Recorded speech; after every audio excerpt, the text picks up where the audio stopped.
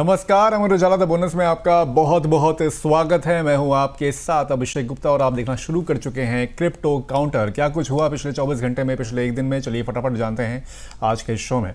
तो 2 दिन की तेजी के बाद आज क्रिप्टो में गिरावट देखने को मिली है। बिटकॉइन में करीब 1.5% की यहाँ पर गिरावट देखने को मिली है। उसके बाद कॉइनडेस्क की बात करें तो यहाँ पर भी करीब 2% की गिरावट देखने को इसमें मिली है। $2154 पर ये ट्रेड होता हुआ दिख रहा है। इसके बाद अगर इथेरियम की बात करें 3% की बड़ी गिरावट इसमें भी दर्ज की गई है और 2316 के आसपास ये ट्रेड होता हुआ दिखा आज। XRP की बात करें करीब 2.25% के आसपास इसमें भी डाउन साइड देखने को मिला और $1.4 पर ये ट्रेड हो रहा है।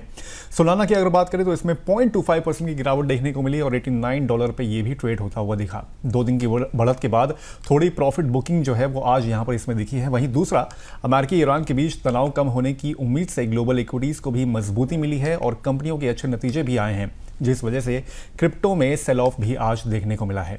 वहीं अमेरिका में क्रिप्टो इंडस्ट्री को लेकर बड़ा कदम उठाया जा सकता है। व्हाइट हाउस अब digital asset market clarity act को 4 जुलाई से पहले कांग्रेस के पास कराने की यहां पर तैयारी कर रहा है। व्हाइट हाउस के डिजिटल एसेट सलाहकार पैट्रिक विट ने कहा है कि सीनेट बैंकिंग कमेटी इस महीने के अंत तक यहां पर इस बिल को आगे बढ़ा सकती है। ये अपडेट ऐसे समय में आया है जब पिछले कई महीनों से स्टेबल कॉइन यील्ड प्रावधानों और कॉन्फ्लिक्ट ऑफ इंटरेस्ट से जुड़े नियमों पर मतभेदों की वजह से ये बिल अटका हुआ था। हालांकि अब प्रशासन का कहना है कि स्टेबल कॉइन रिवॉर्ड से जुड़ा विवाद लगभग यहां पर सुलझ चुका है, जबकि पब्लिक अधिकारियों और उनके परिवारों से जुड़े एथिक्स नियमों पर चर्चा अभी भी बाकी है। पैट्रिक विट के अनुसार प्रशासन ने ऐसा समझौता तैयार किया है जिससे क्रिप्टो कंपनियां और बैंक दोनों ही कुछ हद तक यहां पर अनसेटिस्फाइड हैं। उन्होंने कहा है कि सरकार अब स्टेबल कॉइन यील्ड से जुड़े मुद्दों को क्लोज्ड मानती है, यानी लंबे समय तक चली बातचीत के बाद बैंकिंग सेक्टर और डिजिटल एसेट्स कंपनियों के बीच एक संशोधित ढांचे पर सहमति जो है वो यहां पर बन गई है। वहीं दक्षिण कोरिया सरकार ने संकेत दिए हैं कि वो अगले साल जनवरी में क्रिप्टो करेंसी टैक्सेशन को लेकर तय समय पर लागू यहां पर इसको करेगी। इसके लिए नेशनल टैक्स सर्विस यानी कि NTS संबंधित नोटिस तैयार किया यहां पर कर रही है, जिन्हें जल्द ही विधायी घोषणा के साथ जारी किया जा सकता है। अर्थव्यवस्था और वित्त मंत्रालय के आयकर विभाग के निदेशक मून क्योंग हो ने बताया कि नेशनल टैक्स सर्विस ने देश में 5 प्रमुख क्रिप्टो एक्सचेंज यानी कि अपबिट, बिटथम, कॉइनोन, कॉर्बेट और गोपैक्स के साथ कई दौर की व्यवहारिक चर्चाएं यहां पर की हैं। मौजूदा आयकर कानून के अनुसार 1 जनवरी से क्रिप्टो एसेट्स के ट्रांसफर या लेंडिंग से होने वाली आय को अदर इनकम की श्रेणी में रखा जाएगा। इस आय पर 2.5 मिलियन कोरियन वॉन से ज्यादा कमाई होने पर 22% टैक्स लगाया जाएगा। इसमें 20% इनकम टैक्स और 2% लोकल टैक्स शामिल होगा। रिपोर्ट्स के मुताबिक इस नई टैक्स नीति का असर दक्षिण कोरिया के करीब मतलब 1.326 करोड़ क्रिप्टो निवेशकों पर पड़ सकता है। विशेषज्ञों का मानना है कि सरकार का ये कदम क्रिप्टो मार्केट के लिए एक स्पष्ट रेगुलेटरी ढांचा तैयार करने की दिशा में अहम माना जा रहा है। हालांकि निवेशकों के बीच नए टैक्स नियमों को लेकर चर्चा और चिंता दोनों बनी हुई है। उधर अमेरिका राष्ट्रपति डोनाल्ड ट्रंप के बेटे और अमेरिकन बिटकॉइन के सह संस्थापक एरिक ट्रंप ने कॉन्सेंसस कॉन्फ्रेंस के दौरान बिटकॉइन को लेकर पारंपरिक वित्तीय संस्थानों के बदलते नजरिए पर एक बड़ा बयान यहां पर जारी किया है। ओडेली की रिपोर्ट के मुताबिक एरिक ट्रंप ने कहा है कि कुछ समय पहले तक यहां पर बड़े बिटकॉइन की आलोचना करते थे, लेकिन अब वही संस्थान धीरे धीरे क्रिप्टो को अपनाने लगे हैं।